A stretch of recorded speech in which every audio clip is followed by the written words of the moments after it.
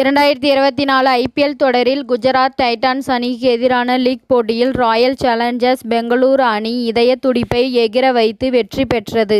இந்த போட்டியில் முதலில் பேட்டிங் செய்த குஜராத் டைட்டன்ஸ் அணி 147 ரன்கள் மட்டுமே எடுத்தது.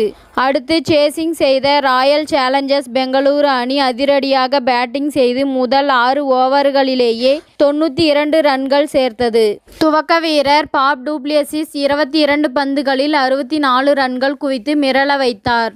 விராட் கோலியும் 200 ஸ்ட்ரைக் ரேட்டுக்கும் மேல் அதிரடியாக ரன் குவித்து ஆடினார். இதையடுத்து பெங்களூரு அணி எளிதாக வெற்றி பெற்றுவிடும் என அனைவரும் நினைத்த நிலையில் வரிசையாக விக்கெட்டுகளை இழக்கத் தொடங்கியது.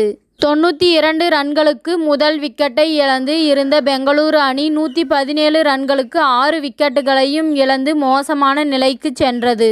To Plessis 64, Virat Kohli 42, Will Jacks 1, Rajat Patidar 2, Glenn Maxwell 4, Cameron Green 1 ரன்கள் எடுத்து ஆட்டமிழந்தனர். குஜராத் டைட்டன்ஸ் அணியின் ஜோஸ் லிட்டில் அபாரமாக பந்து வீசி 4 விக்கெட்டுகளை அள்ளியிருந்தார்.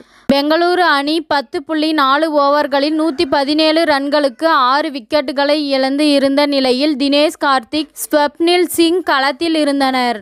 அதிக பந்துகள் மீதமிருந்த போதும் கையில் 4 விக்கெட்டுகள் மட்டுமே இருந்தது.